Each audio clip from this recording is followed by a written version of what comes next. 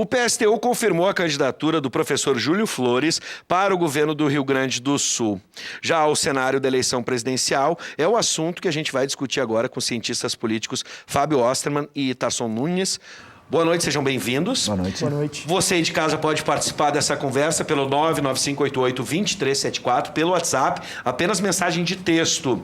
Bom, vamos começar nível nacional e depois a gente vem aqui para o Estado. O PT anunciou então Fernando Haddad como vice na chapa de Lula e acordo com o PCdoB.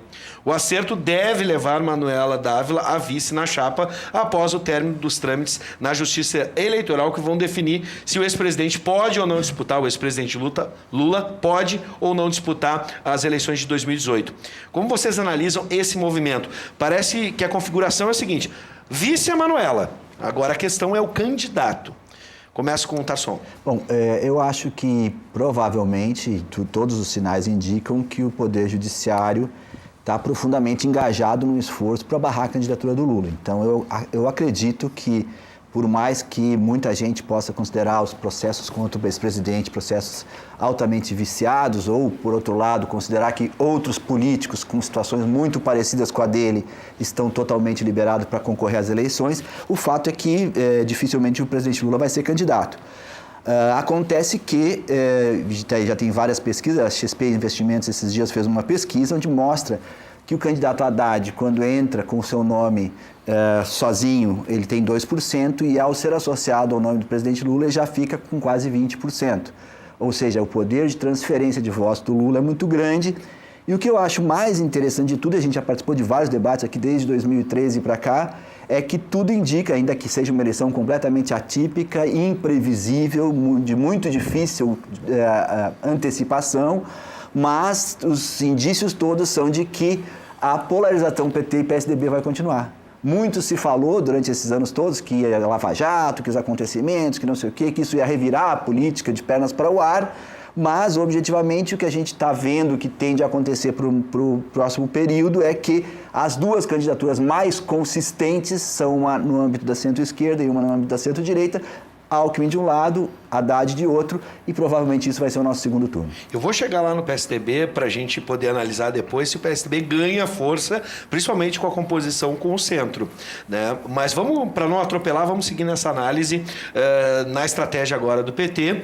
A pergunta era essa, né? A vice é a Manuela, é a questão, a definição agora quem é o candidato, Haddad ou Lula, na tua observação. Como isso deve se comportar daqui para frente? Pois o PT historicamente sempre foi um partido muito criativo, né? E agora criaram a figura do vice, que seria a Manuela. O fato é que já se sabe que o Lula não vai poder ser candidato porque ele incorre na lei da ficha limpa, especificamente, porque foi condenado com sentença judicial transitada em julgado e confirmada a condenação por um órgão colegiado. Então, consegue atingir todos os critérios necessários da lei da ficha limpa para não estar elegível. É só uma questão de ter a decisão do TSE realmente. Acho que o PT está buscando construir realmente uma narrativa de colar o nome qualquer que seja, aparentemente vai ser o Haddad, o que tudo indica, deve ser o Haddad mesmo na cabeça da chapa, e a Manuela deve substituí-lo como vice, né? Porque o protocolo de registro inicial deles vem com Lula na cabeça da chapa e Haddad de vice, mas enfim, eles vão ter a chance de mudar isso uma vez que a chapa seja rejeitada, o que é o que provavelmente vai acontecer. Mas eu acho que alguns movimentos muito interessantes aconteceram nas últimas semanas, não só o convite para a senadora Ana Amélia Lemos para ser a vice, o que não só no âmbito nacional trouxe o PP, que hoje é o segundo maior partido na Câmara, para o centrão de vez, né? Porque havia uma certa dissidência, especialmente aqui no Rio Grande do Sul, onde o PP trabalhava com uma hipótese de palanque dividido, né? Um pouco para o Alckmin, um pouco para o Bolsonaro, mas nas bases o que se sentia era um apoio maior ao Bolsonaro. Então acho que com esse movimento o Bolsonaro perdeu muito, e do outro lado, do lado do PT, acho que quem mais perdeu com as últimas movimentações foi o Ciro. Ciro acabou, na verdade, isolado dentro do segmento da centro-esquerda, o que reforça, na verdade, e tem gerado uma certa revolta, inclusive, de parte da militância do PT, Brasil afora, com que eu tenho contato, o que aconteceu em Pernambuco, especificamente, né, onde tinha uma candidatura competitiva ao governo do Estado, com a vereadora Malília Reis, e que, para retirar o PSB de uma possível coligação com o Ciro Gomes, o PT optou por abrir mão, por retirar a candidatura ao governo do estado de Pernambuco, uma candidatura aparentemente viável, especificamente para que o PSB não se coligasse com o PDT e desse força e desse fôlego à candidatura do Ciro Gomes. Agora a candidatura do Ciro Gomes está, depois de ter perdido o Centrão, que, enfim, hoje ele obviamente agride, tenta tirar a credibilidade do Centrão, mas ele tentou trazer o Centrão, né? Assim como o Bolsonaro também tentou e fracassou nesse intento. Vamos falar mais sobre o Ciro Gomes na sequência, mas só para fechar de PT, eu vou pegar aqui a participação de outro cientista político que esteve aqui outras vezes com a gente, que foi o Marcos Rocha,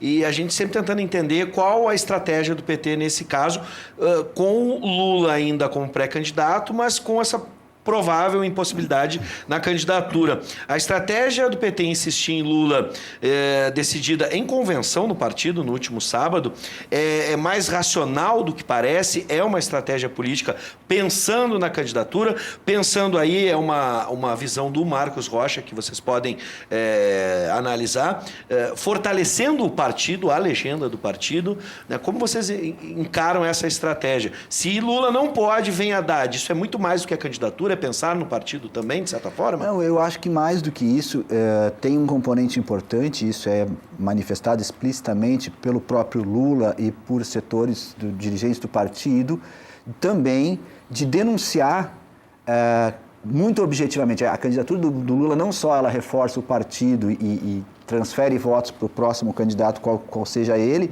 mas também de denunciar os dois pesos e as duas medidas. Quer dizer, se a gente for analisar o processo do Lula e a sua tramitação e comparar ele com qualquer processo de qualquer outro, pegar, por exemplo, o caso do próprio Alckmin, que provavelmente vai para o segundo turno.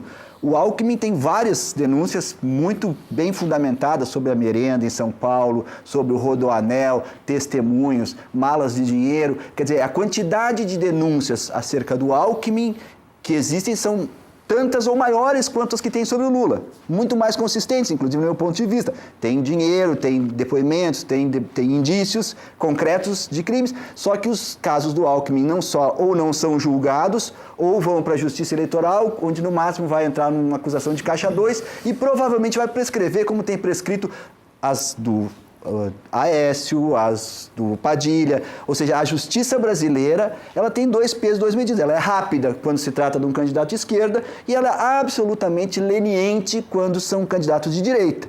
E a candidatura do Lula, ao sustentar a candidatura, o Lula está mostrando não só para os eleitores brasileiros, mas para o mundo inteiro que a disputa política no Brasil não está localizada apenas no âmbito dos partidos políticos, mas ela está também dentro do judiciário. O judiciário tem lado nesse país, isso é muito claro. O judiciário tem lado e facilita para uns e dificulta para outros. Então, a estratégia do Lula tem essa dupla intenção. De um lado, fortalecer, porque a figura do Lula, em todas as pesquisas, pergunta para qualquer eleitor quem foi o melhor presidente que o Brasil teve, o Lula aparece como o melhor presidente que o Brasil teve. Ah, roubou, não roubou? Quem foi o melhor presidente? O Lula foi o melhor presidente. Então, de um lado, a insistência com a figura do Lula reforça o partido e o seu projeto político, e de outro também serve como denúncia ao tipo de postura que o judiciário brasileiro está assumindo nos últimos anos. É só ver as fotos do juiz Sérgio Moro ao lado do Aécio em sorrisos, ao lado do João Dória em sorrisos, e dá para perceber claramente que não é só uma questão de acusações judiciais e uma justiça atuando livremente. É uma justiça que no Brasil está profundamente contaminada pela politização. Fábio?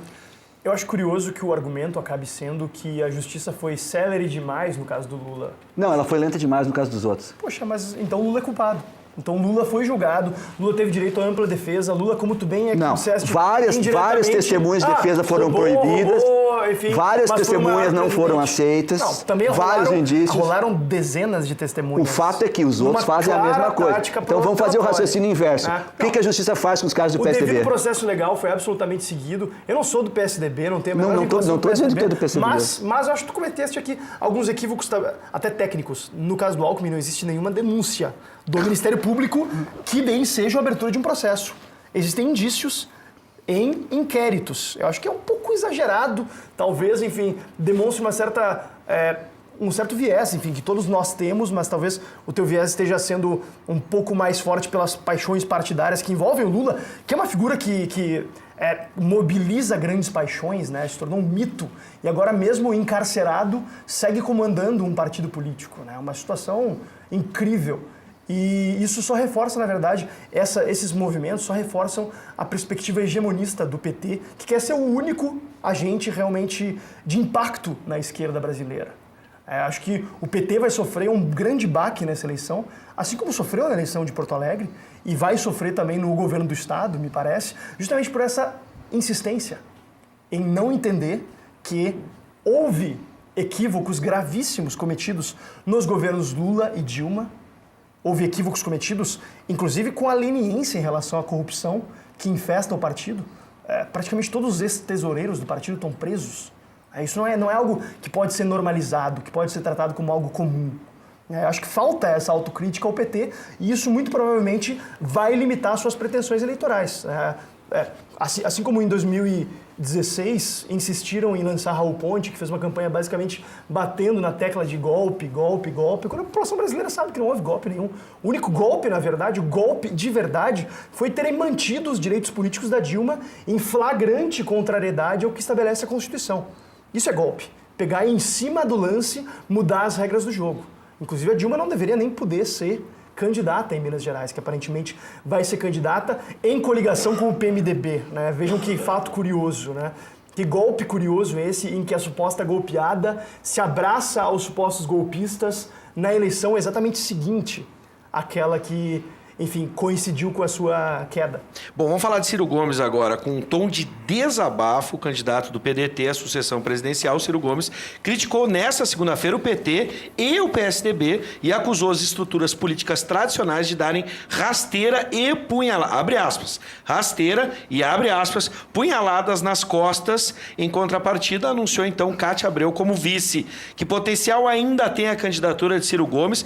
Que dentro dessa dicotomia, professor Tasso, a gente vê aqui, então, de um lado, PT e PSDB. Como é que fica Ciro Gomes nessa situação, se a coisa tende a ser polarizada? Pois é, o Ciro Gomes eu acho que é um candidato extremamente qualificado, não há dúvida, assim, quanto à competência dele do ponto de vista do seu conhecimento e do seu entusiasmo e paixão política.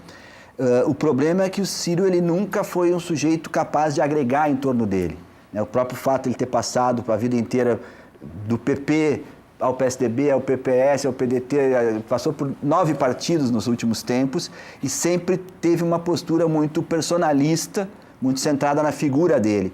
E o que, de um lado, é bom porque ele é uma figura magnética, um cara muito inteligente, um cara que tem uma capacidade de intervenção muito boa, tem propostas boas para o país, eu acho que tem que ser reconhecido isso.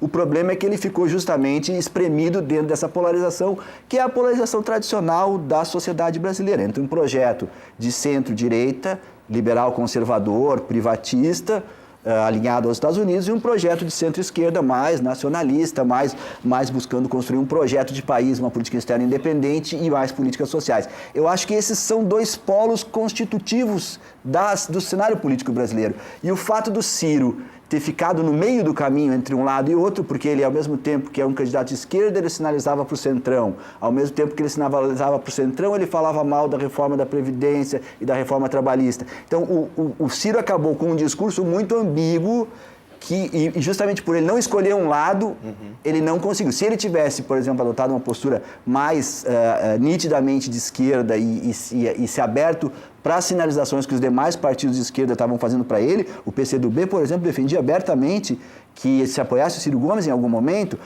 algumas lideranças importantes do PT defendiam apoio ao Ciro Gomes, ou seja, o que impediu o Ciro de conseguir crescer foi o fato de que ele não conseguiu romper com essa ambiguidade de tentar ficar no meio de uma política que está muito polarizada. Se ele tivesse atendido aos cenários da esquerda, os acenos da esquerda, ele talvez pudesse ser o candidato da esquerda.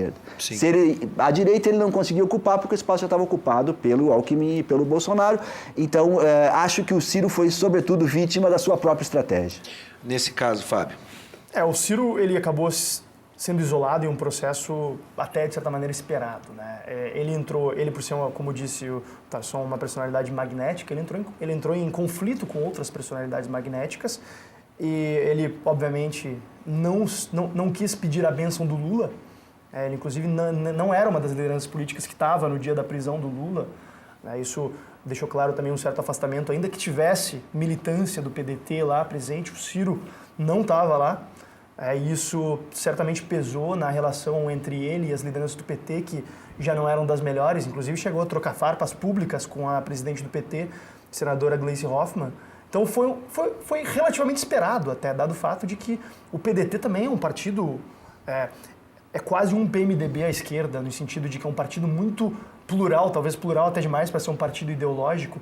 E o Ciro acabou sofrendo de um fenômeno mais ou menos parecido com o do Bolsonaro, ao não conseguir aglutinar. Se não me engano, o Ciro vai se coligar somente com um partido em âmbito nacional, né? Então ele deve ter aí menos de 1 minuto de tempo de televisão, vai ter mais que o Bolsonaro, obviamente, mas as intenções de voto dele não devem realmente progredir, dada essa competição tão forte promovida pelo PT, mesmo que o Haddad não seja um candidato de grande projeção nacional, mas o fato de o PT trabalhar nessa narrativa de colar tão fortemente com a figura do Lula, né, trazendo esse caráter personalista, enfim, eu até imagino o que vai ser do PT quando, por exemplo, o Lula vier a falecer, porque ninguém é imortal, nem o Lula é imortal.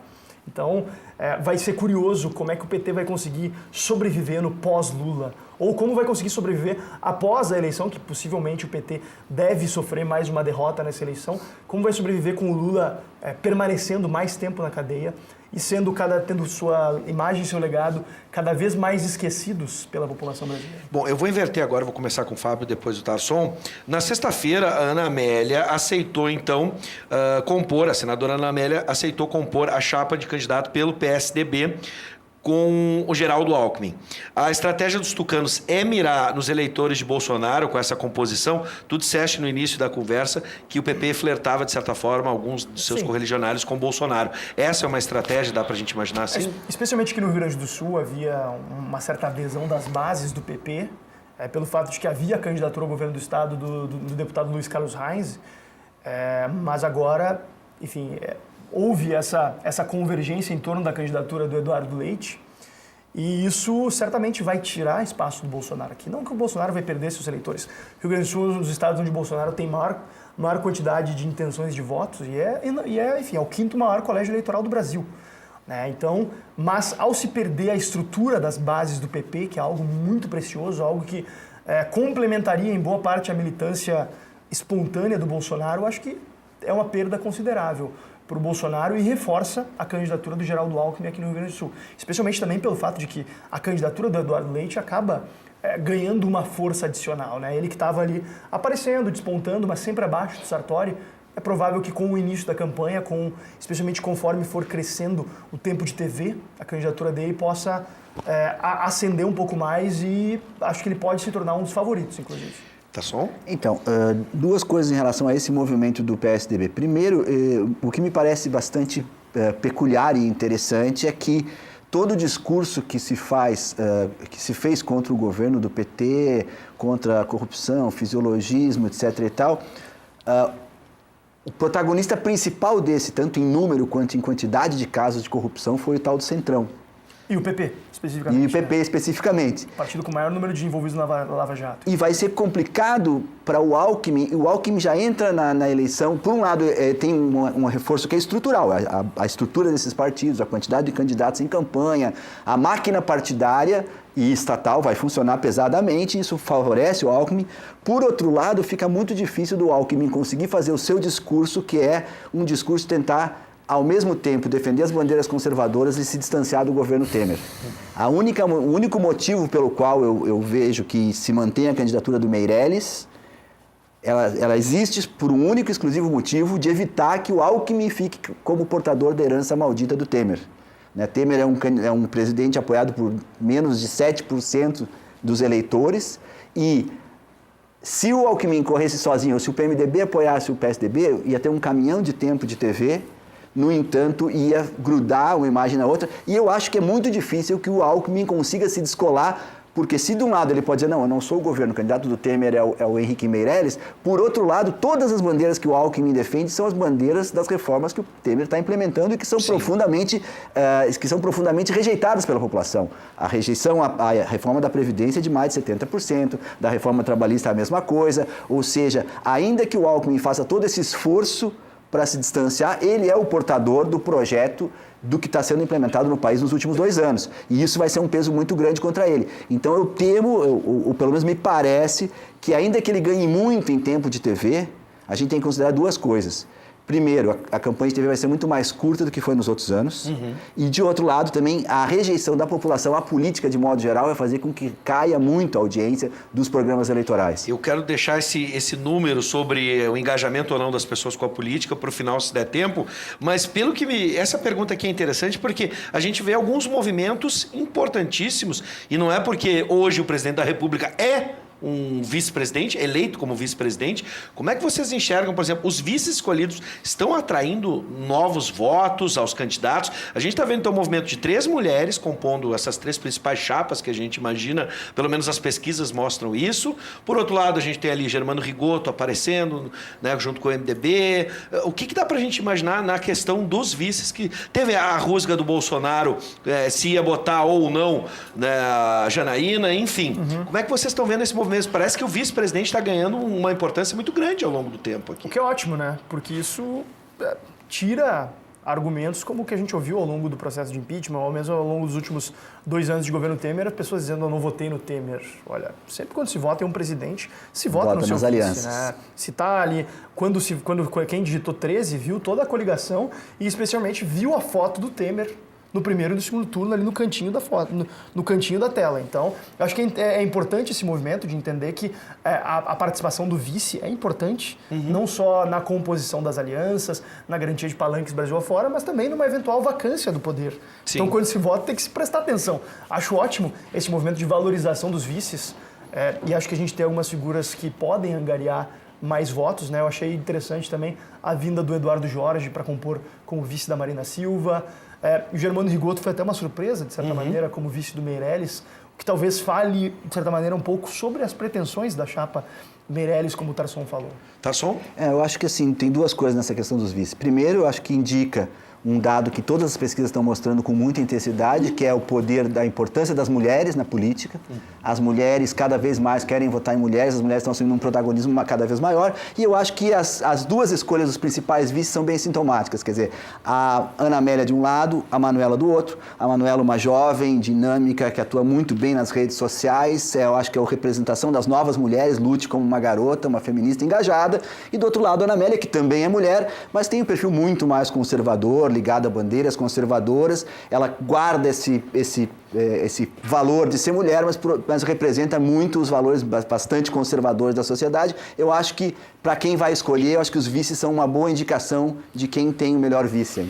Bom, só para fechar, já agradecendo a participação do Fábio Ostman e também do Tarson Nunes, uma pesquisa da Confederação Nacional da Indústria aponta que 61% dos 2.000 entrevistados disseram que não tem interesse algum ou pouco interesse na eleição de outubro.